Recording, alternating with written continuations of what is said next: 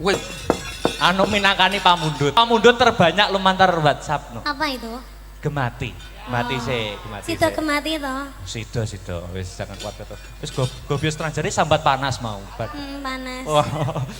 Terus sampean suwuk terus wis mari. Apa? Sampean suwuk. Jalur dia apa? Disuwuk. Disuwuk apa disayang? Disayang, ayo. Josok ya, Cok. Gemati masih bra. Yo, dijogetnya lo ya wayange. Ya. Yuk Gemati yuk. Oke. Yuk. Wah, enak jadi dalang. Kopine pepek.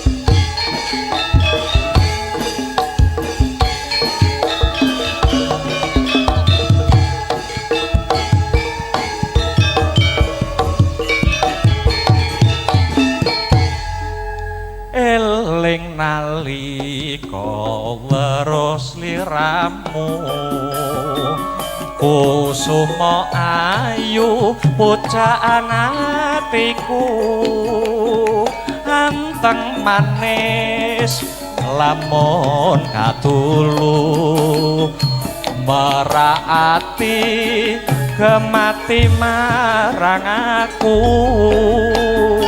Ingsun Kang Mas uga ngimbangi apa tenan to, Nduk? Lambaranku katresnan suci Terus sarta uga tulus sing janji endah rinangkit sakjroning ati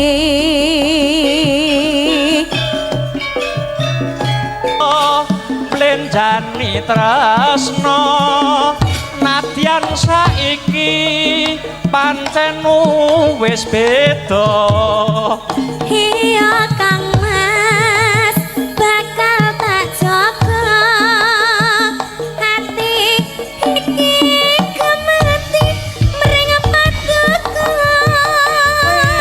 Kang Mas bakal blenjani aku ora bakal bisa lali iya Kang Mas bakal tak roti hati Kemloko lagi bergoyang bersama Kang Mas sawit bersama Imeo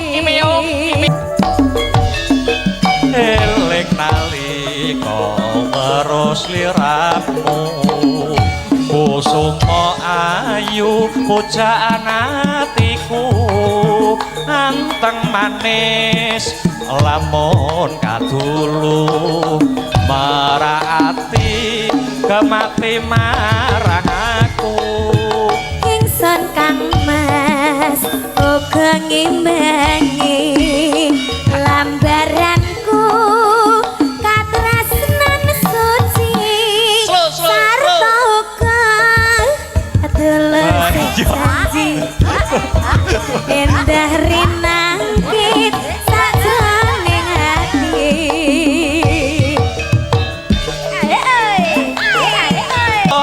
Blenjani tresno nadyan saiki pancen wis beda iya Kang Mas bakal tak jaga hati iki gemati mring paduka Nimas aja blenjani janji aku ora bakal bisa lali iya Kang Mas bakal tak rugi hati iki mring Kang Mas sawiji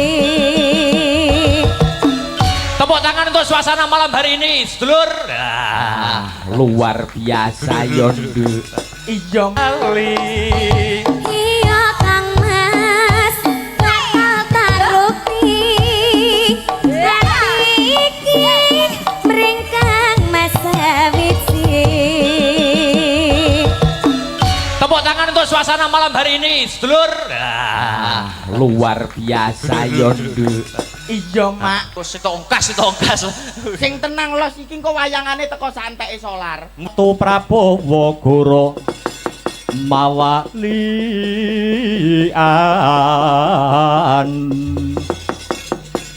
Ditya Durbala Arso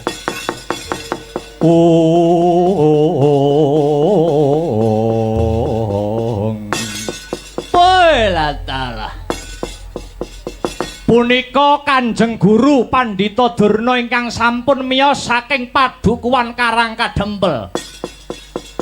Kula keng putra siswa saking negari kula pun Pasir Gumelar. Kula pun Darposura. Kula pun Darposura keng putra siswa cumadong dawuh panemban. Mleguduk manyar-manyar. Sumalole sumarate kawula hawla ali lucu. Wana dadi alas dadi prunas. Ya ngger muridku. Darposura. Dina iki ana pakaryan tumrap jeneng sira muridku. Negara Ngastina kang duweni gegayuhan kepengin boyong Kyai Semar sing dadi simboling Wahyu Pamong, ana sing ngalang-alangi, ana sing ganggu gawe, ana sing madha karep. Ya kuwi siji Gatotkaca kongkonane Pandhawa, loro Anoman kongkonan saka negara Pancawati. Dadi sok iki calone sing bakal ngrebut Wahyu Pamong ki ana 3 calone. Calone ana 3. Nek si Anoman aku wis yakin ora bakal menang, ora bakal dadi. Mergo Anoman sak kanca rowange kuwi wong jaban rangkah. Asline dudu wong Nuswantara asline. Dadi ora mungkin iso menang kecondokan Wahyu Pamong. Lho niki. Lah aku iki mengko duwe siasat anyar. Supaya Kyai Semar gelem diboyong ana Ngastina. Kanthi cara diwenehi jabatan sing dhuwur, diwenehi derajat pangkat sing dhuwur. Mengko kareben didampingi karo Atmajendra Ngastina, Si Lesmana Mandra Kumara. Gusti Alon. Piye Dik Patih? Kowe iki apa ora ngawur, Raden Lesmana Mandra Kumara kok mbok kon dampingi Semar yen wis entuk jabatan ya apa ora jeneng ngawur. Lesmana ki umure isih bocah. Pengalaman ya isih kurang. Cara-carane kepinteran ya isih pas-pasan. Upama nak Mas Lesmana ki diwenehi kelungguhan apa ora malah ngisin-ngisini wong sak negara. Kowe iki sing ora paham ki kowe. Sing jenenge pengalaman lan kepinteran kuwi iso dididik. Sing penting dadi dhisik, ngono. Zaman saiki usume ngono kuwi. Sing penting dadi perkara iso apa ora iso ki ketemu mburi, ngono. Sing penting pamane Lesmana, wong-wong Kurawa iso ngloloske Lesmana, beres. Makaten, iya. Lah sing medeni iki sing arep boyong Wahyu Pamong angka 3. Ha iki sing medeni. Ya kuwi si Gatotkaca kongkonane wong Pandhawa. Awit sing dukung para Pandhawa ki para pinisepuh sing jampangi iki wong ahli tata negara. Sing dukung Gatotkaca sak Pandhawa ki ati nuranine kawula. Tak baleni. Sing dukung Gatotkaca sak peranakane iki ati nuranine para kawula. Sing dukung para dok-deng tanah Jawa melu dukung para Pandhawa ngene bakal mboyong wujuding Wahyu Pamong kuwi mau. Mula Darposura, kewajibanmu ya kuwi ora ana liya kejaba mung nyingkirake Anoman lan Gatotkaca. Supaya gagal mboyong Wahyu Pamong. gagal mboyong Kakang Semar Badranaya kang dadi titi sing pukulun Bathara Ismaya. Suraka palapa sing dadi lakumu. Ora ketang colok lintang sambung obor rambatan pundak. Budhalo dina iki Darmasura nyuwun pangestu Panembahan. Prawadya samya samapta Wasyaga arsa anggelar baris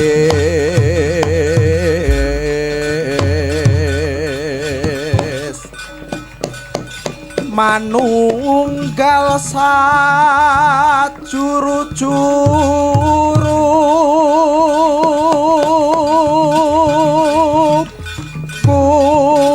mlebet kang bandera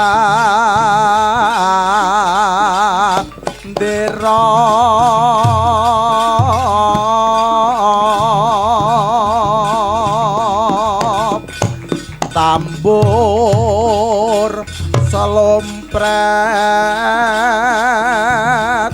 gong beri munyo mangungkung prawadya bala palapa manunggal sigra lumare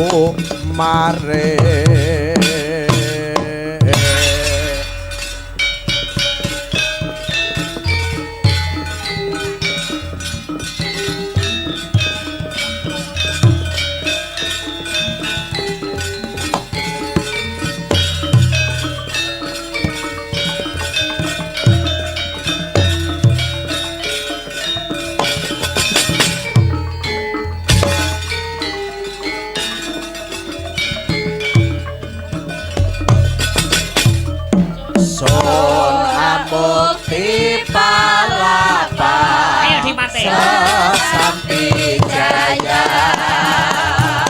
Tumanggang tunggal setia Sati praya Kawiran tas malang kutong Bela negara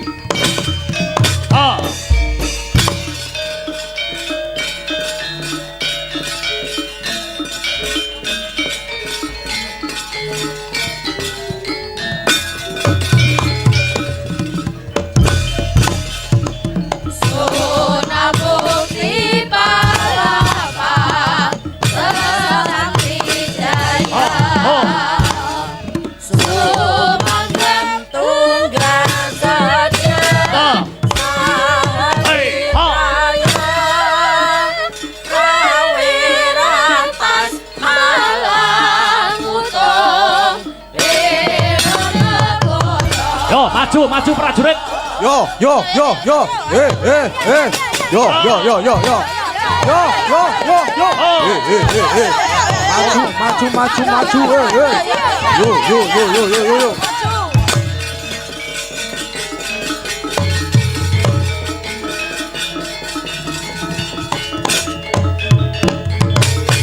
Oi. Oh, salah.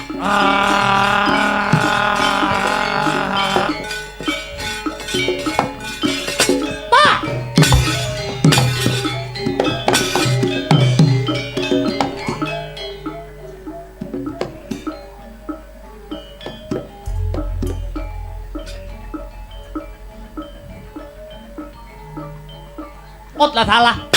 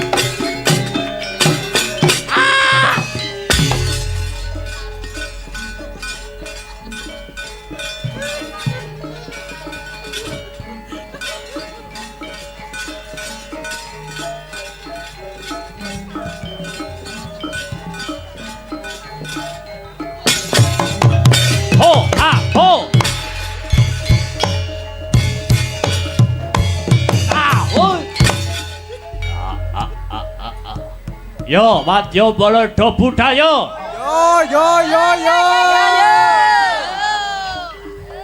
Oh ha oh ha oh ha oh ha oi ayah hey ha ayah oi ayah awas oh ayah oh awas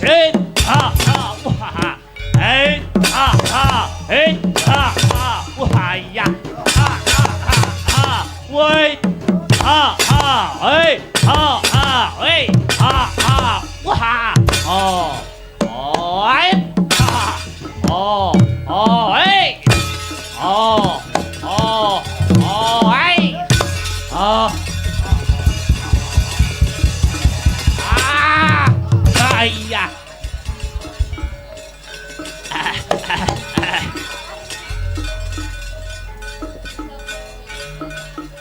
Wah, woi.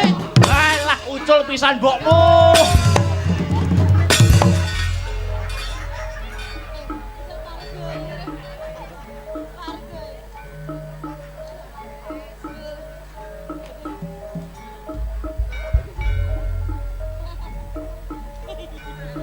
Kotak.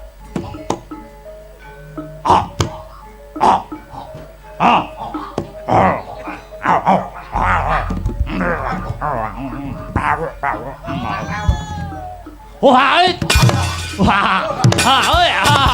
iya, wait, wah,